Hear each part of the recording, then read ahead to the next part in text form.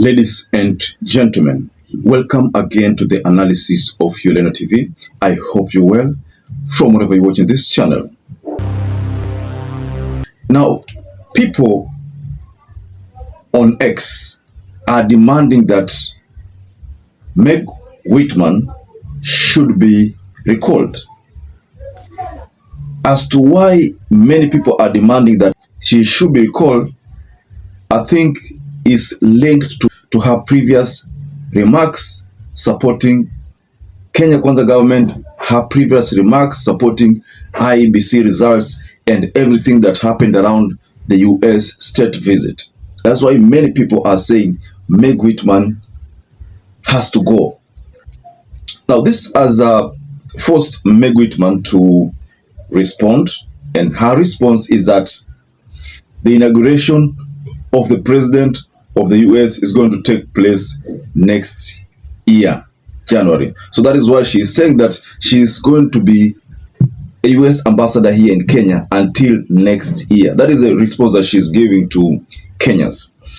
So I want us to go into several reactions here that have come on board that have forced Meg Whitman to come out of hiding and probably react, So before we get further, please, I'd like to encourage you to like this video. It's so important. If you like this video, that is the only way YouTube shares our content.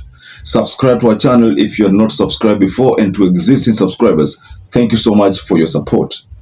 There's one particular blogger by the name Cyprian Nyakundi. And Cyprian posted a picture of Meg Whitman and a couple of women leaders. And in his posting, this is what he said. Resign, Meg Whitman. Run away like a dog the way you ran away at the height of Gen Z protests. Someone by the name Bishop says, I know she's stressed now. That woman has messed up this country, always endorsing wrongs. Trump's winning was a victory for Kenyans. I know the first time this issue of Meg Whitman against Kenyans started is when she openly, at the time when Azimio was still protesting the IEBC, she openly okayed the results of the IEBC. And that did not sit well with Raila Amolo Odinga, who in the Council of Governors meetings, the yearly meeting that's done in selected counties, Raila weighed in on that matter and said that what is wrong is police brutality. And finally, you want to tell a rogue ambassador, leave Kenyans alone. If Mandamano can lead to a dialogue between Ichungwa and Kalonzo, everything is good with Mandamano. Tell the rogue ambassador, Kenya is not United States. Kenya is not a colony of United States. Keep your mouth shut here. Otherwise, you will call for your recall. Meg Whitman should shut up, meaning she should not be talking about Kenyan political affairs. She should refrain from indulging. But you see, what came after that is that William RUTO defended her. Between the people who are orchestrating destruction of property and sabotaging our economy, and those who are working with us to create investment opportunities and investment capital for the people of Kenya. Between those two, I was wondering who is actually her. Some couple of government officials defended her. I remember even Clovis Malala. I remember Rigathi Gachagua also defended her.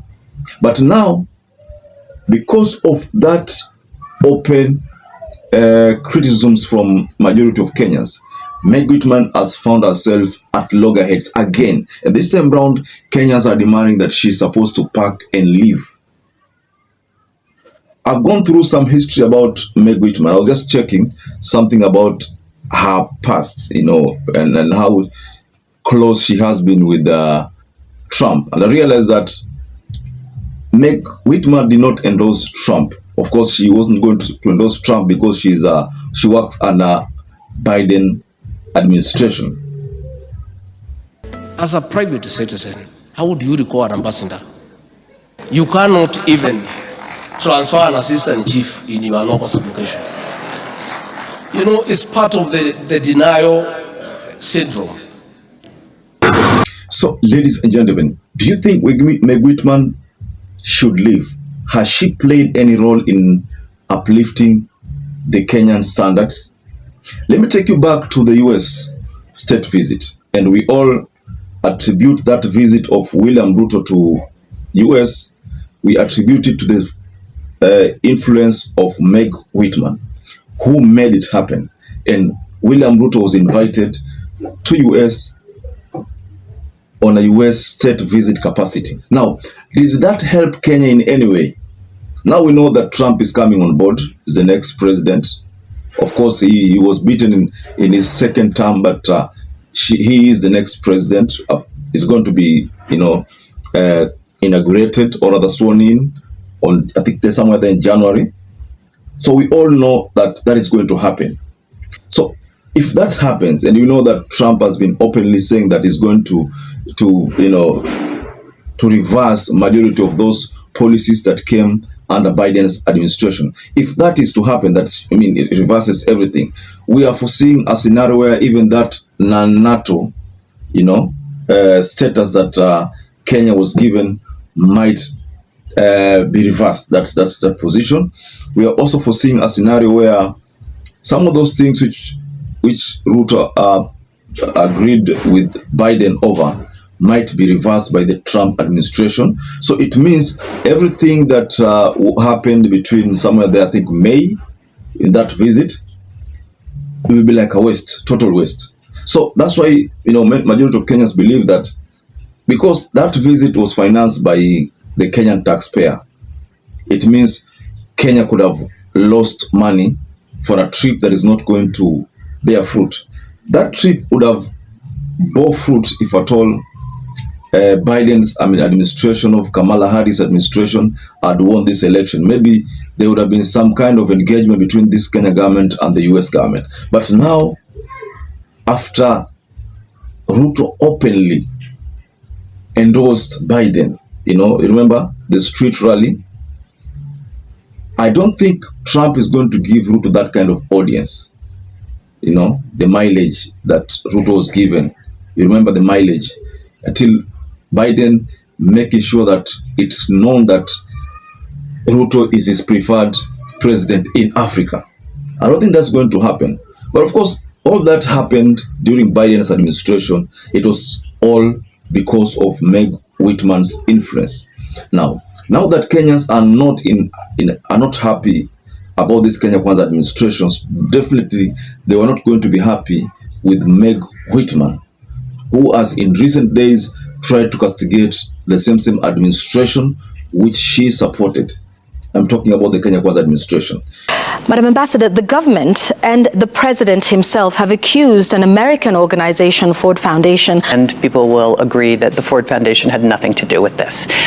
And when this issue of Ford Foundation came on board and Ruto attacked it, Meg Whitman defended Ford Foundation. When there was a lot of forceful, disappearances, Meg Whitman tended to fight for Kenyans. Now, all those things have been happening, but Kenyans still don't want to have the ambassador in Kenya. So I think that is the reason why Meg Whitman had to clarify things here, that she cannot be recalled now because Biden is still the president until that time when there's some kind of swearing in. So, ladies and gentlemen, what do you make of this concern by Kenyans? I read to you some reactions from majority of Kenyans who feel that Meg Whitman has overstayed. She has overstayed here in Kenya. I'd like to take you to some other reactions. It's important if we go through some other reactions here. By the way, have you stumbled upon any congratulatory remark from William Ruto? I know of Rigathi Gachagua, I know of Ndindi Nyoro, I know of all other leaders who have congratulated Trump. But have you come across any that has come from William Samoei Ruto? I don't know. Just tell us below in the comment section whether you've seen any.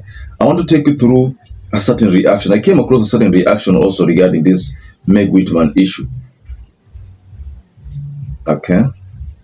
Oh, there's a reaction here from William RUTO. Let me take you through this reaction. Kenya and the US states are continuously working together to enhance our collaboration to ensure improved governance. This includes the fight against corruption and provision of capacity building to make our security institutions more efficient, effective, and accountable in the discharge of their mandate. In a telephone call with the US Secretary of State Antony Blinken this evening, we discussed this pertinent issue and agreed on how our two countries will work together. Okay, that is a reaction that okay, I've just read. Okay, let's just forget that part.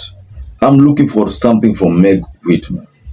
Yes, there's someone here by the name Prince Jeff 001 TV. He say, for the sake of our sovereignty, Meg Whitman must go. For the sake of our democracy, Meg Whitman must go. Then there's someone here who shared by the name Toxic. He says, this is what we mean when we say Meg Whitman must go. This was during Gen Zs. Well, there is an attire here. Oh, okay. I think this is during the Gen Zs, there was talk that there were other security personnel who were hired. Someone said from Uganda. I don't know. This was just rumors. But then there's a picture here that Toxic has shared. If you look at this picture well, just check this picture, especially here.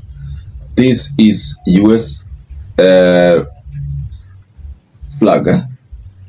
You know, these are tag. Just let me use the word tag. These are US tag, meaning this uniform is not of Kenyan personnel. So that's why it was said back then that Meg Whitman could have sent the forces or other security personnel and who are manning the ambassador's office to go and deal with the Gen Zs. So there's someone by the name Keoching Felix who says, Mr. President Donald Trump, get this evil woman out of our country, please. Okay. Nestor says, recall Meg Whitman. Nobody seems to be supporting Meg Whitman. Let me just randomly choose another. There's someone by the name Joe Sango says, resign Meg Whitman and run back to your country. We no longer need your services. Well, okay, Revolutionary Mankuyo says, Kenya is not your colony, Meg Whitman. Leave our country now. Okay. Let me just, I want to pick random. I want to get at least a message that is supporting. Let me just assume, okay, Martin says, Meg Whitman influence in Ruto's presidency is not good for the country. She should be recalled immediately. So, in very few words, ladies and gentlemen, the idea here is that recall her. She is to be recalled. So, ladies and gentlemen, I want to raise my case here. What do you think about this issue of Meg Whitman and the reaction from Kenyans? Just go below on your comment section and you can offer reaction on that part. So perhaps if you're watching this video and you've not subscribed, take 1 second and subscribe. Like this video. Until you catch up again, stay safe and stay blessed.